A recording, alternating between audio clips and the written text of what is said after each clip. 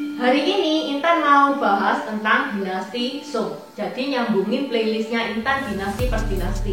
Buat yang belum tahu, playlist Intan dinasti per dinasti itu Intan ngejelasin secara urut dinasti-dinasti di Cina dari zaman prasejarah sampai nantinya dinasti Qin, dinasti terakhir di Cina. Sekarang sudah sampai dinasti Song, sudah hampir habis sih. Ni hao, namaku Intan, selamat datang di channel aku, Dynasty. Sebelum let's start. Di videonya Intan kemarin, itu kan sampai Cao Guangyin itu melakukan kudeta tak berdarah dan mendirikan dinasti, yaitu dinasti Song. Dan banyak perubahan yang terjadi selama pemerintahan Cao Guangyin ini. Dia itu membuat peta yang super detail di tiap daerah dan dia juga mendorong inovasi ilmu pengetahuan. Cao Guangyin ini juga nemuin triple stick yang kemudian itu lambat laun disederhanakan jadi double stick dan itu sering dipakai Bruce Lee itu tuh sampai jadi ikonnya Bruce Lee. Tahun 976 Cao Guangyin ini diajak adiknya yang bernama Cao Guangyi untuk minum-minum. Besoknya Cao Guangyin ini meninggal dunia. Cao Guangyin ini punya 4 anak cowok, masih kecil-kecil, tapi tahta itu nggak turun ke anaknya, malah turun ke adiknya, si Cao Guangyi itu. Dengan alasan kalau yang memimpin dinasti Song ini anak kecil, dinasti Song ini bakal rawan untuk dikudeta atau kaisar rawan untuk dijadikan kaisar boneka. Jadi Cao Guangyi lah yang naik tahta. Ada spekulasi yang mengatakan kalau yang bunuh Cao Guangyin ini itu justru adiknya sendiri, Cao Guangyi. Karena Cao Guangyi itu kepengen jadi kaisar. Di dinasti Song ini juga mulai ada kerjasama diplomatik dengan negara-negara lain. Seperti kerjasama dengan kerajaan Chola di India, kerajaan Fatimiyah di Mesir, kerajaan Sriwijaya di Indonesia, dan kerajaan-kerajaan di Asia Tengah. Dinasti Song ini juga dinasti yang mencetak uang kertas pertama di dunia dan juga dinasti pertama di Cina yang mendirikan angkatan laut dan menemukan kompas dan bubuk mesiu. Kenapa sih kok kompas, bubuk mesiu, angkatan laut? Karena waktu ini dinasti Song sebelah utara, yang dinasti Song yang berada di sebelah utara itu sudah kerebut sama suku Khitan atau dinasti Qin. Dinasti Song yang sebelah selatan ini kepengen merebut kembali dinasti Song utara yang saat itu ditempati oleh suku Khitan atau dinasti Qin. Makanya dia menemukan buku mesiu sama kompas, karena kompas itu kan nujunya ke arah utara. Intan pernah bahas detail ya bagaimana suku Khitan itu merebut dinasti Song utara dan mendirikan dinasti Qin. Dan ini adalah salah satu tragedi yang paling memalukan di Cina, yang disebut insiden Jingkang. Kalau teman-teman belum lihat dan kepengen tahu, ini nih linknya ada di atas, di description box juga sudah Intan taruh. Salah satu putra kaisar yang bernama Cao Cao itu berhasil melarikan diri dari insiden Jingkang itu dan dia membentuk dinasti Song Selatan. Dan kenapa dia berhasil mendirikan dinasti Song Selatan? Dinasti Song Selatan ini dinasti yang kuat karena ada 2 jenderal besar, yaitu Yue Wei dan Han Shizhou. 2 jenderal ini itu ditakuti lawan. Intan pernah bahas kisahnya Yue Wei itu dari bagaimana dia bergabung sampai dia tewas. Buat teman-teman yang mau nonton, bisa nonton setelah nonton video ini. Linknya ada di atas ya, di description box juga sudah Intan taruh.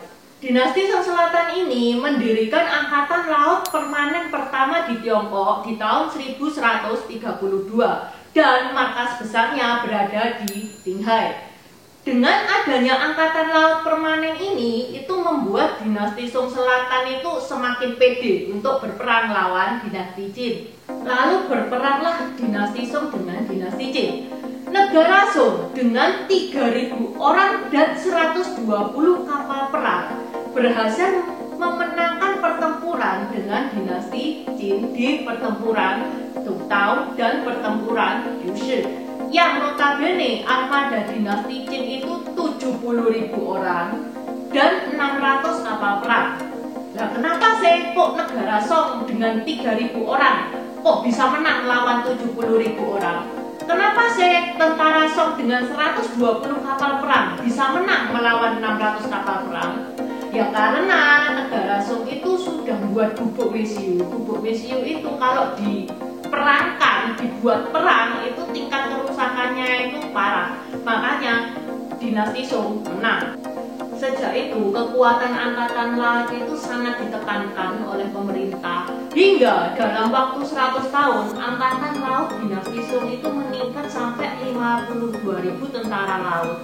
Dan pemerintah itu sampai nyita-nyita tanahnya orang kaya untuk membiayai proyek. Supaya angkatan lautnya itu semakin kuat dan bertambah maju. Lalu Song Selatan itu bekerja sama dengan suku Mongol untuk menaklukkan dinasti Qin.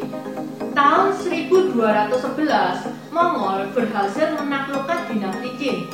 Dan kekuatan militer Mongol ini kuat banget, sampai Korea juga berhasil ditaklukkan. Dia juga menginvasi Timur Tengah dan Kievan di Rusia. Saat Mongol itu lagi berperang melawan Vietnam, Song itu merebut kota Kaifeng, Loyang, Changshan, dan ini menyebabkan rusaknya aliansi antara Song dan Mongol. Bangsa Mongol marah guys, dia berbalik memerangi Song.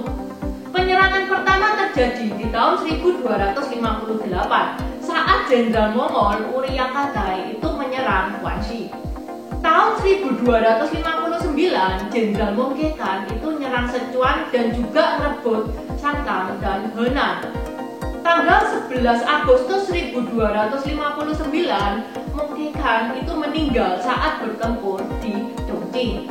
Jadi Mongkekan itu dia kan Khan ya, Khan itu kaisarnya Mongol. Karena dia Khan dan dia meninggal, otomatis kursi pemerintahan itu kosong.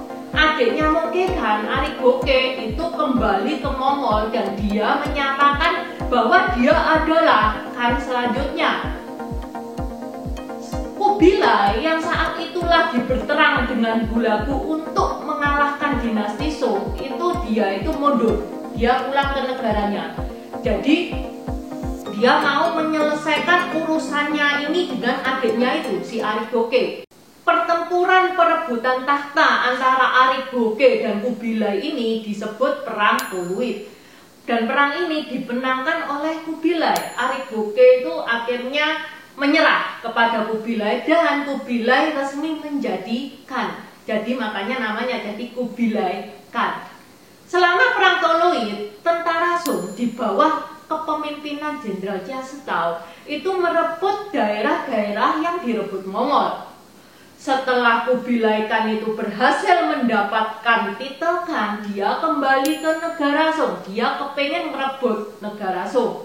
Tahun 1268, Kubilai itu berhasil mendapatkan Xiangyang yang merupakan kota vital di dinasti Song. Karena ini Kubilai itu pede mendirikan dinasti, yaitu dinasti Yuan. Jadi kota-kota yang sudah direbut dari dinasti Song itu dijadikan negara Yuan. Tahun 1275, Jenderal Bayan itu berhasil menaklukkan Jia Setau. Jadi jenderal perang andalannya dinasti Song itu sudah berhasil dikalahkan. Hingga tahun 1276 itu semakin banyak kota-kota di negara Song itu yang diduduki oleh negara Yuan. Tahun 1278, Kaisar Cao Shi yang lagi sakit-sakitan itu resign dan tahta itu diberikan ke adiknya yang bernama Cao Ping yang masih berumur 7 tahun. Kaisar Ping ini dibawa jenderal besar dinasti Song yaitu Chang Shijie ke Yamen. Oke, sekarang Intan bahas pertempuran Yamen ya, pertempuran yang cetar membahana. Dan kemarin ada yang request juga kan supaya Intan jelasin pertempuran Yamen ini. Tahun 1279, Chang Hongfan itu pejabat yang membelot ke Mongol itu nyerang angkatan laut Song di Yamen.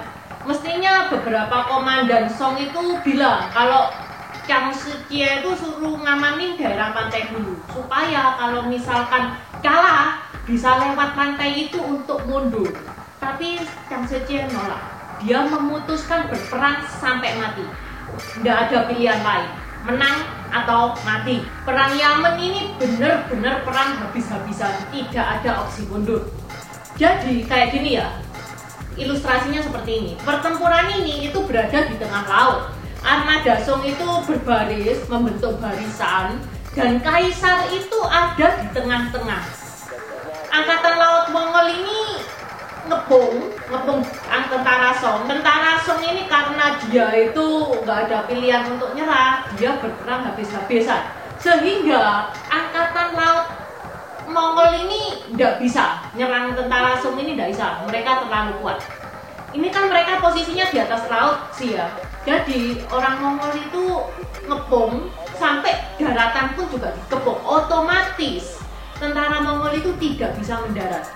Sehingga ya ditunggui sampai akhirnya tentara Song itu, angkatan laut Song itu kelaparan, makan makanan kering, minum pun itu minum air laut. Jadi setelah memang mentalnya itu sudah rusak ya, digempur lagi sama tentara Mongol. Akhirnya kalah guys. Chang Shijie itu dia itu mengetahui bahwa dia itu kalah. Dia langsung bawa kaisar, digendong kaisar dan diajak nyebur ke laut alias bunuh diri. Seminggu kemudian itu banyak mayat-mayat itu terapung di laut Yamen itu. Salah satunya ya mayatnya kaisar kecil itu. Dengan meninggalnya Kaisar Song ini, otomatis Kubilai Khan itu berhasil menguasai seluruh dataran Song. Dinasti Song hancur, dinasti Yuan berdiri. Kubilai ini dia itu membiarkan anggota kerajaan itu hidup. Kaisar yang sakit-sakitan itu disuruh ke Tibet untuk jadi pertapa. Sampai di sini dulu cerita Intan. Next video Intan bakal ngebahas dinasti Yuan, dinasti setelah dinasti Song ini. Terima kasih sudah menonton. Terima kasih udah nonton channel ini sampai habis.